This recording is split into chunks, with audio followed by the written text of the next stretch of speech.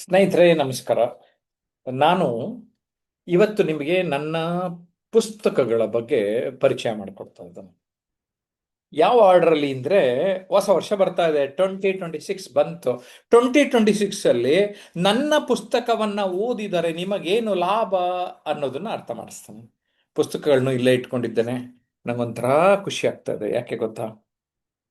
ಕೈ ತುಂಬಾ ಪುಸ್ತಕಗಳು ಇಟ್ಕೊಂಡಿದ್ದೇನೆ. ವಾ, ಕೈ ಒಂದೇ ಸರಿ ಇಟ್ಕೊಳಕ್ ಆಗ್ತಾ ಇಲ್ಲ ನೋಡಿ. ಈಗ ಇಟ್ಕೊಂಡಿದ್ದೀನಿ. ಖುಷಿ ಆಗತ್ತಲ್ಲ. ನಾನು ಬರೀ ಒಬ್ಬ ಮಾತುಗಾರ ರೀ. ಜನ ಇವತ್ತು ನನ್ನನ್ನ ಒಬ್ಬ ಬರಹಗಾರನಾಗಿ ಗುರುತಿಸ್ತಾ ಇದ್ದಾರೆ. ನಿಮ್ಮ ಜೊತೆ ಈ 25ರ ಅಂತ್ಯದಲ್ಲಿ ಈ ವಿಚಾರನ ಹಂಚ್ಕೋತಾ ಇದ್ದೇನೆ. And I am happy to share with you ನಿಮ್ಮೆಲ್ರಿಗೂ. ಬಿಕಾಸ್ ನಾನು ಒಂದೋ ಎರಡೋ ಪುಸ್ತಕ ಬರೀಬೇಕು ಅಂತ ಹೊರಟವನ್ರಿ. ಇವತ್ತು 17 ಪುಸ್ತಕಗಳನ್ನ ಬರೆದಿದ್ದೇನೆ. ಓಕೆ, ನಿಮಗೆ ಹೊಸ ವರ್ಷದಲ್ಲಿ ಯಾವ ತರ ಇದು ಲಾಭ ಆಗ್ತದೆ ಅರ್ಥ ಮಾಡಿಸ್ಲಾ? ನಾನು ಹೇಳ್ತೇನೆ, ನಿಮ್ ಲೈಫ್ ನಿಮ್ದೇ ಕಣ್ರಿ, ಬೇರೆ ಯಾರದೇ ಅಲ್ಲ.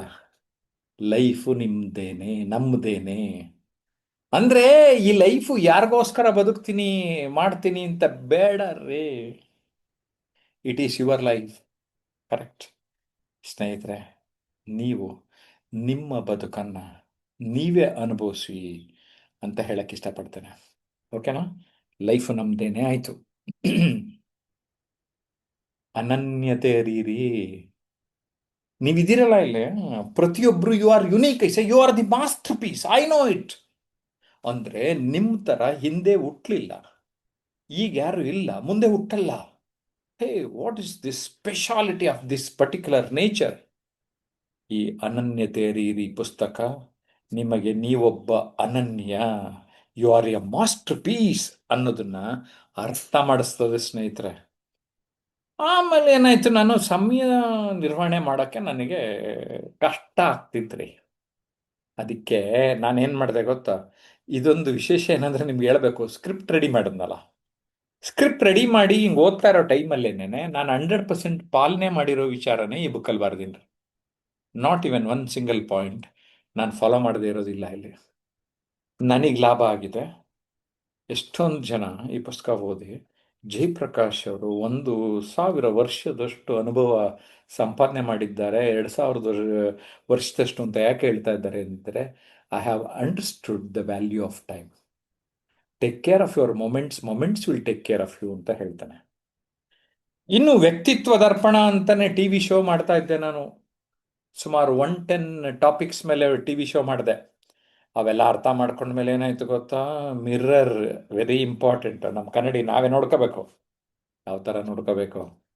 ಫಿಸಿಕಲ್, ಶಾರೀರಿಕ, ಮೆಂಟಲ್ ಮಾನಸಿಕ, ಇಂಟೆಲೆಕ್ಚುಯಲ್ ಬೌದ್ಧಿಕ, ಎಮೋಷನಲ್ ಭಾವನಾತ್ಮಕ, ಸ್ಪಿರಿಚುವಲ್ ಆಧ್ಯಾತ್ಮಿಕ, ಫೈನಾನ್ಷಿಯಲ್ ಆರ್ಥಿಕ. ಈ 6 ಅಂಶಗಳು ಎಷ್ಟು ಇಂಪಾರ್ಟೆಂಟ್ ಅನ್ನೋದನ್ನ ನೀವೆಲ್ಲರೂ ಓದಲೇಬೇಕಾಗಿದೆ. ಓಕೆ, ನನ್ನ ಮಾಸ್ಟರ್ ಪೀಸ್ ಅಂತ ನನಗೆ ಸದ್ಯಕ್ಕೆ ಅನ್ಸಿರೋದು ಈ ಕೃತಿ. ವ್ಯಕ್ತಿತ್ವ ಪರಿವರ್ತನೆ, ಎತ್ತರ ಕೇಳಲು ಏರಲು 36 ಮೆಟ್ಲು. ಯೋಚನೆ ಮಾಡಿದೆ 3-4 ವರ್ಷ. ಏನೇನಾದ್ರೆ ನಮ್ಮ ಹತ್ರ ಬರ್ತಾರಲ್ಲ ಆನ್ಲೈನು ಆಫ್ಲೈನು ಸ್ಟೂಡೆಂಟ್ಸು, ಇವ್ರು ಹೆಂಗ ಬದಲಾಗ್ತಾರೆ ಅಂತ ಯೋಚನೆ ಮಾಡ್ತಾ ಇದ್ದೆ. ಅವೆಲ್ಲ ಕ್ಯಾಪ್ಸುಲಲ್ಲಿ ಕೊಟ್ಟುಬಿಟ್ಟೆ. ಓದ್ರಿ. ಇನ್ನು ದೂರದರ್ಶನಕ್ಕೆ ವ್ಯಕ್ತಿತ್ವ ಚಂದನ ಅನ್ನೋ ಸೀರೀಸ್ ಅಲ್ಲಿ ಕೆಲವು ಇಂಟರ್ವ್ಯೂಸ್ ಮಾಡಿದ್ದೆ. 10 ಜನ 10 ವಿಚಾರಗಳನ್ನ ತಗೊಂಡು ಈ ಒಂದು ಪುಸ್ತಕದಲ್ಲಿ ಚರ್ಚೆ ಮಾಡಿದೆ. ಹಾಗೆ ತುಂಬಾ ದೊಡ್ಡ ದೊಡ್ಡ ಸಾಧಕರನ್ನ ಪಕ್ಕದಲ್ಲಿ ಕೂರಿಸ್ಕೊಂಡು ಮಾತಾಡಿಸ್ಬಿಟ್ಟೆ. ಅದು ನನ್ನ ಭಾಗ್ಯ. ಯೋಗದ BK ಸೈಂಗಾರ್ ಆಗ್ಬೋದು, ಸುಧಾಮೂರ್ತಿ ಆಗಿರ್ಬೋದು, ಡಾಕ್ಟರ್ ಮಾಸ್ಟರ್ ಅಣ್ಣಯ್ಯ ಆಗಿರ್ಬೋದು. ಆ, ಒಬ್ಬೊಬ್ರನ್ನ ವಿಚಾರ ನೋಡ್ತಾ ಇದ್ರೆ ವಾವ್, ಏಣಗಿ ಬಾಳಪ್ಪ, ರಾಮಚಂದ್ರ ಹೆಗಡೆ ಚಿಟ್ಟಾಣಿ ಯಕ್ಷಗಾನ ಕ್ಷೇತ್ರದವರು, Hanumantharao famous, world famous photograph, doctor RL Kashyap Padmashri ಅವರಿಗೆ ವೇದದ ಅಧ್ಯಯನ ಮಾಡಿದವರು, ಪ್ರೊಫೆಸರ್ KS ನಾರಾಯಣಾಚಾರ್ಯ, ಜನಪದ ವಿದ್ವಾಂಸ ಮತಿಘಟ್ಟ ಕೃಷ್ಣಮೂರ್ತಿ. ಈ ಸಾಧಕರ ಕತೆ ಓದ್ಬಿಟ್ರ, ನಾನು ಹೇಳ್ತೀನಲ್ಲ ನೀವು ಸಾಧಕರಾಗ್ಬೋದು ಅಂತ, ಈ ಪುಸ್ತಕ ಓದ್ಬಿಟ್ರೆ ನೀವು ಸಾಧಕರಾಗ್ತೀರಾ ಸ್ನೇಹಿತರೆ. ನಮ್ಮ ಹತ್ರ ಬರ್ತಾರೆ, ಸಾರ್ ಕನ್ನಡ ಭಾಷೆ ಇಂಪ್ರೂವ್ ಮಾಡ್ಕೋಬೇಕು, ಹೇಗೆ ಇಂಪ್ರೂವ್ ಮಾಡ್ಕೋಬೇಕು. ಇಲ್ಲೊಂದು 15 ಜನ ಸಾಹಿತಿಗಳನ್ನ ಇಂಟರ್ವ್ಯೂ ಮಾಡಿದ್ದೀನಿ. 15 ಜನ 15 ರೀತಿಯ ಕನ್ನಡ ಭಾಷೆಯ ಸೊಗಡು ಇದ್ದಾರೆ ಇಲ್ಲಿ. ಸಾಹಿತ್ಯ ಚಂದನದ ಕನ್ನಡದ ಭಾಷೆಯ ಮೇಲೆ ಹಿಡಿತಾ ಬೇಕಂದ್ರೆ ಇದೊಂದು ಪುಸ್ತಕ ನೀವು ಓದಿದ್ರೆ ಸಾಕು. Prema Bhat, B R Lakshmanarao, Bhuvaneshwari Hegde, professor M Krishnegowda, Dundiraj, doctor Pradeep Kumar Hebri, doctor Sashi Maralaiah, professor N S Lakshminarayana Bhatta, doctor L S Seshagiri Rao, doctor Sumatheendra Nadig, Jaranahalli Shivashankar, ಈ ರೀತಿ ಅನೇಕ ಸಾಹಿತಿಗಳು. ನನಗಂತೂ ನನ್ನ ಭಾಷೆ ಇಂಪ್ರೂವ್ ಆಗೋಯ್ತು. ಒಂದು 3-4 ಸರಿ ಪ್ರೂಫ್ ನೋಡ್ತಾ ನೋಡ್ತಾನೆ ಓ, ಕನ್ನಡ ಭಾಷೆ ಎಷ್ಟು ಚೆನ್ನಾಗಿದೆಯಲ್ಲ ಅಂತ. ಇನ್ನು ನನ್ನ ಮೊದಲ ಪುಸ್ತಕ ಬರೆದದ್ದು, ಯಾಕೆಂದ್ರೆ ಭಾಷಣ ಕೌಶಲ್ಯ ಇಂಪಾರ್ಟೆಂಟ್, ನುಡಿಗೆ ಕನ್ನಡಿ ಹಿಡಿಯುವ ಪ್ರಯತ್ನವನ್ನ ಈ ಕೃತಿಯಲ್ಲಿ ಮಾಡಿದ್ದೇನೆ. ನನಗೆ ಮೊದಲು ಒಬ್ಬ ಲೇಖಕನಾಗಿ ಹೆಸರು ತಂದುಕೊಟ್ಟಿದ್ರಿಂದನೇ ಈ ಬೇರೆ ಎಲ್ಲ ಪುಸ್ತಕ ಬರೆದೆ. ಆಮೇಲೆ ಮಾತಿನ ಬಗ್ಗೆ ಈ ಪುಸ್ತಕ ರಿವೈಸ್ ಮಾಡ್ತೀರಾ ಅಂತ ನಿತಿನ್ ಶಾ ಕೇಳಿದ್ರು ಸಪ್ನಾದವರು. ಅದಕ್ಕೆ ಬೇಡ ಸರ್, ಇನ್ನೊಂದು ಪುಸ್ತಕ ಬರೆದು ಬಿಡ್ತೀನಿ ಅಂದ್ಬಿಟ್ಟು ನನಗೆ 20 ವರ್ಷ ಆದ್ಮೇಲೆ ಇನ್ನೇನೇನು ಹೇಳಬೇಕು ಅನ್ಕೊಂಡೆ, ನಿರೂಪಣೆ ನಿರೂಪಿಸಿ ಕೃತಿಲಿ ಹೇಳ್ಬಿಟ್ಟೆ ನಾನು. ಈ ಕೃತಿ ಪ್ರಿಂಟ್ಗೆ ಹೋಗೋ ಟೈಮಲ್ಲಿ ಅಪರ್ಣಾ ವಸ್ತಾರೆ ತೀರ್ಕೊಂಡಿದ್ರಿಂದ ಅಪರ್ಣಾಗೆ ಈ ಬುಕ್ನ ಅರ್ಪಣೆ ಮಾಡಿದೆ. ಅಪರ್ಣಾಗೆ ಅರ್ಪಣೆ ಎಂದ್ಬಿಟ್ಟು 35 ಜನ ವೇದಿಕೆಯ ನಿರೂಪಕರು, ದೂರದರ್ಶನ ನಿರೂಪಕರು, ರೇಡಿಯೋ ಜಾಕಿಗಳು, 35 ಜನ ನನ್ನ ಅನುಭವದ ಜೊತೆಗೆ ಅವರ ಅನುಭವಗಳನ್ನು ಕೊಟ್ಟಿದ್ದಾರೆ. ಯಾರು ಒಂದು ಪ್ರೆಸೆಂಟೇಷನ್ ಮಾಡಬೇಕು, ಆಂಕರ್ ಆಗಬೇಕು, ಸ್ಪೀಕರ್ ಆಗಬೇಕು, ಅರೇಟರ್ ಆಗಬೇಕು, ನುಡಿಗನ್ನಡಿ ಮತ್ತು ಇದು ಎರಡು ಓದಿ. ಇನ್ನೊಂದು ಚಾಣಕ್ಯ ಕೆರಿಯರ್ ಅಕಾಡೆಮಿ ಬಿರಾದಾರ್ ಒಂದು ಪುಸ್ತಕ ಬರ್ಕೊಡಿ ಅಂತ ಕೇಳಿದ್ರು. ಇನ್ನು ಉಳಿದೆಲ್ಲ ಪುಸ್ತಕ ಸಪ್ನ ಬುಕ್ ಹೌಸ್ ಮತ್ತೆ Amazon.in ಅಲ್ಲಿ ಸಿಗ್ತದೆ. ಇದೊಂದು ಬರೆದಿದ್ದೆ, ಉದ್ಯೋಗ ಕೌಶಲ್ಯಗಳು, ವಿಜಯಪುರದ ಚಾಣಕ್ಯ ಕೆರಿಯರ್ ಅಕಾಡೆಮಿಯವರಿಗೋಸ್ಕರ ಈ ಒಂದು ಕೃತಿಯನ್ನು ಬರ್ಕೊಟ್ಟೆ. ಉದ್ಯೋಗಕ್ಕೆ ಹೋಗ್ಬೇಕಾದ್ರೆ ಏನ್ ಕೌಶಲ್ಯ ಇರಬೇಕು ಅಂತ ಬರೆದೆ. ನಾನು ಒಂದು 15 ವರ್ಷ ಹಿಂದೆ ಬೇರೆ ಬೇರೆ 8 ಜಿಲ್ಲೆಯ ವಿದ್ಯಾರ್ಥಿಗಳನ್ನ ಅಡ್ರೆಸ್ ಮಾಡ್ಕೊಂಡು ಬಂದೆ. ಆವಾಗ ಕೀಳರಿಮೆ ಹೆಚ್ಚಿನ ಯುವಜನರಲ್ಲಿದೆ ಅಂತ ಅನ್ಸ್ಬಿಟ್ಟು ಕೀಳರಿಮೆ ಏನು, ಏಕೆ, ಹೇಗೆ ಅಂತ ಬರೆದ್ಬಿಟ್ಟೆ. ಓಕೆ. ಡಾಕ್ಟರ್ ದೇವದಾಸ್ ಅಂತ ಇದ್ರು, ಶವಾಗಾರದ ಮುಖ್ಯಸ್ಥರು ವಿಕ್ಟೋರಿಯಾ ಹಾಸ್ಪಿಟ್ಲಲ್ಲಿ. ಒಂದ್ಸರಿ ತೋರಿಸಿದ್ರು ಲಿಸ್ಟು. ಅಂದರೆ ಅವರು ಟೇಬಲ್ ಕೆಳಗಡೆ ಇತ್ತು. ಏನು ಸರ್ ಇದು ಅಂದ್ರೆ, ಜಯಪ್ರಕಾಶ್ ಏಪ್ರಿಲಲ್ಲಿ SSLC ಎಕ್ಸಾಮ್ ಅಂತ ಫೆಬ್ರವರಿನಲ್ಲಿ ಸೂಯಿಸೈಡ್ ಮಾಡ್ಕೊಂಡಿದ್ವಿ, ಎಲ್ಲ ಪೋಸ್ಟ್ ಮಾರ್ಟಿಂಗ್ ಬಾಡಿ ಬಂದಿತ್ತು ಅಂದ್ಬಿಟ್ಟು. ಆಮೇಲೆ ಒಂದು, ನೀವು ಎಲ್ಲೆಲ್ಲಿ ಹೋಗ್ತೀರಿ ಹೇಳಿ, life is bigger then the exam ಅಂತ. ಅವ್ರ ಮಾತು ನನಗೆ ತುಂಬ ಸೀರಿಯಸ್ ಆಗಿ ತಗೊಂಡು ಸೋಲುಗಳಿಗೆ ಅಂಜಿದ್ರಿ ಅಂತ ಪುಸ್ತಕ ಬರೆದೆ. ಅದಕ್ಕಿಂತ ಮುಂಚೆ ಒಂದು TV ಶೋ ಕೊಟ್ಟೆ. 1,000 ಜನ ನನಗೆ ಕಾಲ್ ಮಾಡಿದ್ರು. ಅವಾಗ ಜನಕ್ಕೆ ಬೇಕಾಗಿರೋ ಈ ವಿಷಯ ಅಂದ್ಬಿಟ್ಟು ಜೀವನದಲ್ಲಿ ಸೋತವರೇ ಹೆಚ್ಚು ಗೆದ್ದಿರೋದು ಅನ್ನೋದು ನಂಗೆ ಅರ್ಥ ಆಯ್ತು. ಸುಮ್ಮನೆ ಬರೀ ರ್ಯಾಂಕ್ ಬಂದವರು ಜಾಸ್ತಿ ಅಚೀವರ್ಸ್ ಆಗಿಲ್ಲ ಅಂತಲೂ ಗೊತ್ತಾಯ್ತು. ಸೊ ಅದಕ್ಕೆ ಎಲ್ರಿಗೂ ಒಂದು ಅಶ್ಯೂರೆನ್ಸ್ ಕೊಡಕ್ಕೆ, ಜೀವನದಲ್ಲಿ ಸೋತವರೇ ಗೆದ್ದಿರೋರು, failure is the stepping stone of success ಅಂತ ಎಂಫಸೈಸ್ ಮಾಡಿದ್ದೇನೆ. ನನ್ನ ಬದುಕಿನಲ್ಲಿ ವರ್ಕ್ಶಾಪ್ಸ್ ಮಾಡಿದೆ, ಒಂದು 150-200 ವರ್ಕ್ಶಾಪ್, 1 ಡೇ ವರ್ಕ್ಶಾಪ್ಸು. ಒಂದು 3 ಸ್ಟಾರ್ ಹೋಟ್ಲಲ್ಲಿ ಮಾಡ್ತಾ ಇದ್ದೆ, ರೆಡ್ ಮೌಂಟು, ಸ್ಪ್ರಿಂಗ್ಸ್ ಅಂತ ಎಲ್ಲ. ಅದ್ರ ಟೈಟಲ್ ಏನು ಗೊತ್ತಾ, ಜೀವನೋತ್ಸಾಹ. ಈ ಶೀರ್ಷಿಕೆ ಅಡಿ ನನ್ನ ಫೇವರೆಟ್ ವರ್ಡ್ ಇದು, ಜೀವನೋತ್ಸಾಹ. ಓಕೆ. 122 ವರ್ಷ ಬದುಕಿದ್ದ ಸುಧಾಕರ ಚತುರ್ವೇದಿ 95 ವರ್ಷದ ಮೇಲೆ ಒಂದು 15 ಜನ ಪರಿಚಯ ಆಗ್ಬಿಟ್ರು ನಂಗೆ.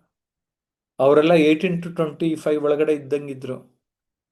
ಅದನ್ನ ನೋಡ್ಕೊಂಡು ನಮ್ಮ ಬದುಕಿನಲ್ಲಿ ಜೀವನೋತ್ಸಾಹ ಇರಬೇಕು. ನೀವು ನಾನು ಪ್ರತಿ ಟೈಟಲ್ಸ್ನ 2026 ಜೊತೆಗೆ ತಾಳೆ ಹಾಕೊಳ್ಳೀನಿ. ಬೇಕಾ ಬೇಡವಾ ಅಂತ ಯೋಚನೆ ಮಾಡ್ರಿ.